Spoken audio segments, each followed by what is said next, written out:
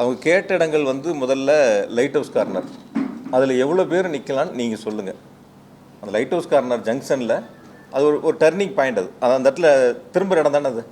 அந்த திரும்புகிற இடங்கள்ல அந்த லைட் ஹவுஸ் கார்னரில் எவ்வளோ பேர் நிற்க முடியும்னு பத்திரிகையாளர் நீங்கள் தான் உலகத்துக்கு சொல்லணும். அதே மாதிரி அடுத்து கேட்டது உழவர் சந்தை. உழவர் சந்தையில் எவ்வளோ பேர் நிற்க முடியும்னு நீங்கள் பாருங்கள். உங்களுக்கே தெரியும், இங்கே இருக்கக்கூடிய எல்லா பத்திரிகையாளருக்கும் உழவர் சந்தையில் எவ்வளோ பேர் கூட்டம் நிற்க முடியும், லைட் ஹவுஸ் கார்னரில் எவ்வளோ பேர் நிற்க முடியுங்கிறது உங்களுக்கு நல்லா தெரியும். பார்த்துட்டு அதுக்கப்புறம் வேலுசாமிபுரத்தில் எவ்வளோ பேர் நிற்க முடியுங்கிறத பாருங்கள்.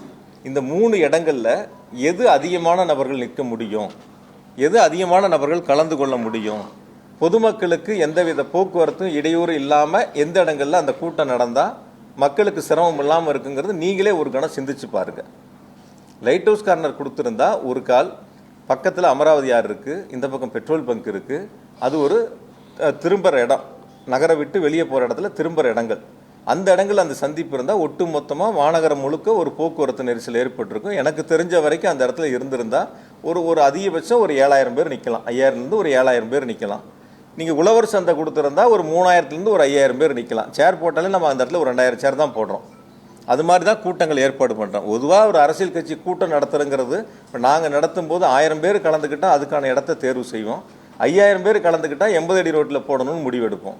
அப்போ ஒவ்வொரு அரசியல் கட்சி எவ்வளவு கூட்டங்கள் வருகிறதோ அந்த இடத்தை தேர்வு செய்ய வேண்டியது அரசியல் கட்சியினுடைய கடமை. நாங்கள் இது வரைக்கும் அப்படி தான் பார்த்துருக்கோம். நாங்கள் முப்பெரும் விழா நடத்தினோம் இப்போ சமீபத்தில் செப்டம்பர் 17 எங்களுடைய தலைவர் அவர்கள் வருகை வந்து சிறப்புரையாற்றினாங்க.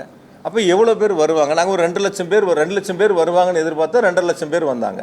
அப்போ அந்த நிகழ்வு 2 லட்சம் பேர் வர்றாங்கன்னா அதற்கான வாகன நிறுத்தும் இடம், அந்த கூட்டத்திற்கான அமர்ந்து கூட்டத்தை கேட்கக்கூடிய அளவிற்கான பிரச்சார இடங்கள், அந்த மாதிரி இடங்கள் நாங்கள் தனியார் இடத்தை தேர்வு பண்ணி அந்த இடத்துல அனுமதி கேட்டு வாங்கி அந்த இடங்கள் கூட்டங்கள் நடத்தினோம். இப்போ வரக்கூடிய கூட்டங்கள் அந்த அரசியல் கட்சி எவ்வளவு கூட்டங்கள் என்பதை தாங்கள் தான் தீர்மானிக்கணும். அனுமதி கேட்கும்போது நாங்கள் 1000 பேர் கலந்துக்கிறேன்னு சொல்லுவதும் 2000 பேர் கலந்துக்கிறதும் ஓரளவுக்கு காவல்துறை வந்து அதை வந்து தீர்மானிக்கிறாங்க, எவ்வளோ பேர் வருவாங்கிறத தீர்மானிக்கிறாங்க. அதுக்கான பாதுகாப்பை காவல்துறை கொடுக்குறாங்க.